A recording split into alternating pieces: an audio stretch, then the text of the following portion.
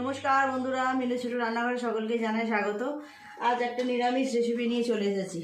নিয়েছি এখানে ফুলকপি, এক থালা ফুলকপি, এগুলো দেশি ফুলকপি।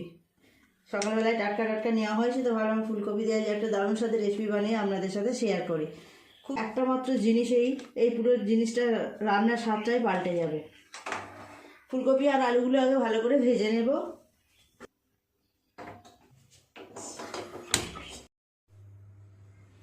কড়াই গরম হয়ে গেছে, দিয়ে দেব তেল। ফুলকপি তো আপনারা অনেক রকমভাবে রান্না করে থাকেন, একবার আমি যেভাবে রান্না করছি একবার এইভাবে করে দেখতে পারেন, স্বাদ কিন্তু দারুণ আসে। আলু,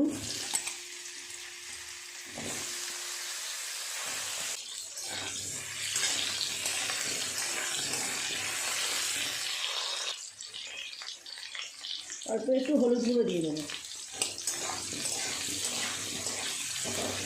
আলুগুলো নেড়ে চেড়ে ভালো করে লাল লাল করে ভেজে নেব।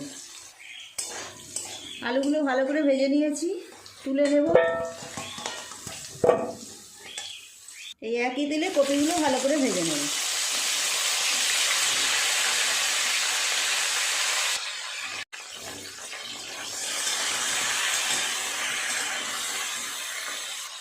অল্প একটু হলুদ গুঁড়ো দিয়ে দেবো, একটু চাপা দিয়ে দেবো, খুব ভালোভাবে ভাজা হবে।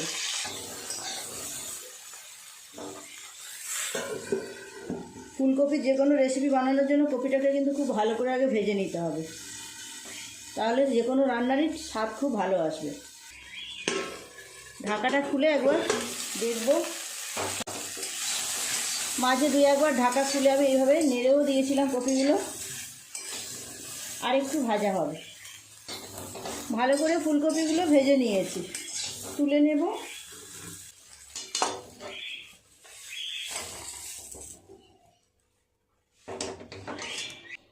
দিয়ে দেব তেল পরিমাণ মতো।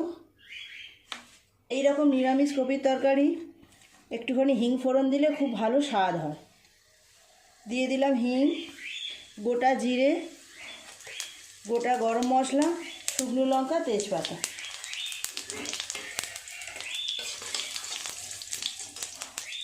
ফোড়নটা একটু নেড়ে চেড়ে নিয়েছি, দিয়ে দেব টমেটো কুচি, দিয়ে দেব কড়াইশুঁটি,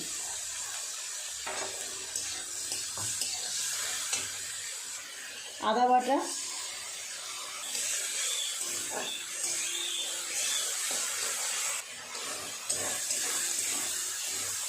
এক এক করে এর উপরে বাকি মশলাগুলো দিয়ে দেব। 1 চামচ হলুদ গুঁড়ো, 1 চামচের একটু কম দেব লঙ্কা গুঁড়ো, দিয়ে দেব জিরে আর ধনের গুঁড়ো 1 চামচ। অল্প একটু জল দিয়ে দেবো যাতে মশলাটা পুড়ে না যায়। ফেটিয়ে রাখা টক দই দেবো 2 চামচ।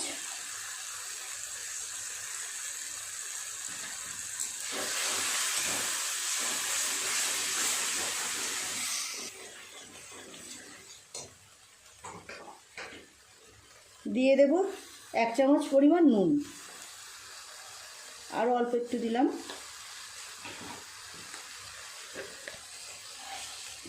ফুলকপি নিরামিষ তরকারিতে একটু মিষ্টি মিষ্টিই খেতে ভালো লাগে। দিয়ে দেব এই ছোটো চামচের 2 চামচ চিনি।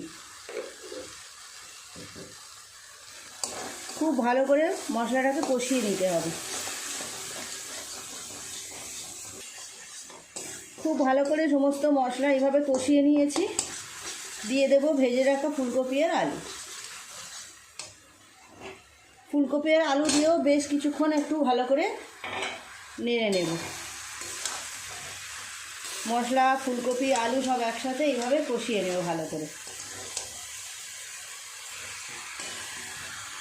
এই রেসিপিটা আপনারা যে কোনো কিছুর সাথে সার্ভ করতে পারেন, যেটা দিয়ে খাবেন সেটা দিয়ে কিন্তু খুবই ভালো লাগবে।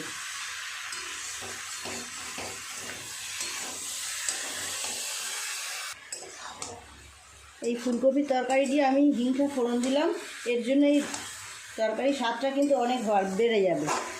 আপনারা যারা কোনো দিনে হিং ফোড়ন দিয়ে এইভাবে ফুলকপির তরকারি রান্না করেননি, একবার রান্না করে দেখবেন, সবার কিন্তু বেশ ভালো লাগবে। যে কোনো নিরামিষের দিনেই আপনারা এই রান্নাটা করতে পারেন। সমস্ত মশলা দেওয়ার পর ফুলকপি আলুর সাথে বেশ কিছুক্ষণ সময় নিয়ে কষিয়ে নিয়েছি। এবার পরিমাণ মতো জল দিয়ে সিদ্ধ করতে দেব।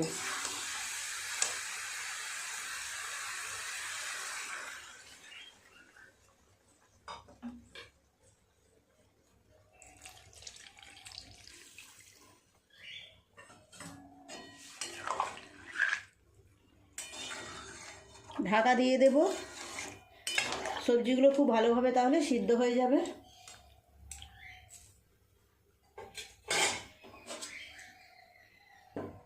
মিনিট 10 এইভাবে ঢাকা দিয়ে রাখবো। ঢাকাটা এবার খুলে দেখব কেমন সিদ্ধ হয়েছে কপি আলুগুলো। 10-12 মিনিট এইভাবে চাপা দিয়ে সিদ্ধ করলাম। কপি আলু খুব ভালোভাবে সব সিদ্ধ হয়ে গেছে। গ্রেভিটা আর একটু কমিয়ে নিয়ে নামিয়ে নেব, আর চাপা দেওয়ার দরকার নেই। ঢাকাটা খোলার পরে আরও বেশ কিছুক্ষণ এইভাবে বসিয়ে রাখলাম। গ্রেভিটা অনেকটা কমে গেছে। এবার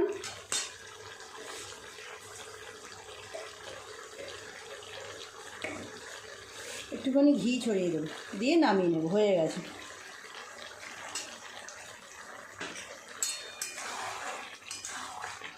দারুণ সুন্দর সেন্ট ছেড়েছে, খেতেও হবে দারুণ। লুচি, রুটি, পরোটা, ভাত যে কোনো কিছুর সাথে কিন্তু দারুণ লাগবে এই রেসিপিটা। নামিয়ে নেব।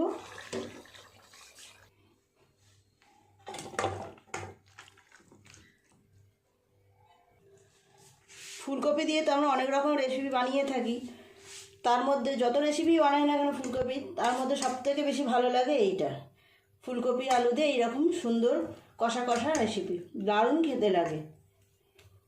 আজকে রেসিপিটা কেমন লাগলো বন্ধুরা অবশ্যই কমেন্ট করে জানাবেন। কেমন দেখতে হয়েছে দেখুন বন্ধুরা, আপনাদের আগেই বললাম অপূর্ব সুন্দর সেন্ট বের হচ্ছে, যে কোনো কিছুর সাথে দারুণ মজে যাবে এই রেসিপিটা। প্লিজ বন্ধুরা আজকে রেসিপিটা কেমন লাগলো কমেন্ট করে জানাবেন। ভালো লাগলে একটা লাইক করে দেবেন। আমার চ্যানেলটি এখনও পর্যন্ত যারা সাবস্ক্রাইব করেনি প্লিজ মিনু ছোট রান্নাঘর চ্যানেলটি সাবস্ক্রাইব করে পাশে থাকা বেল ঘন্টিটা অবশ্যই ক্লিক করে দেবেন। তাহলে যখনই আমি এইরকম নতুন নতুন ভিডিও আপলোড করব সবার আগে আপনার নোটিফিকেশনে পৌঁছে যাবে। সবাই খুব ভালো থাকবেন। দেখা হচ্ছে পরের দিন নতুন কোনো রেসিপির সাথে। নমস্কার।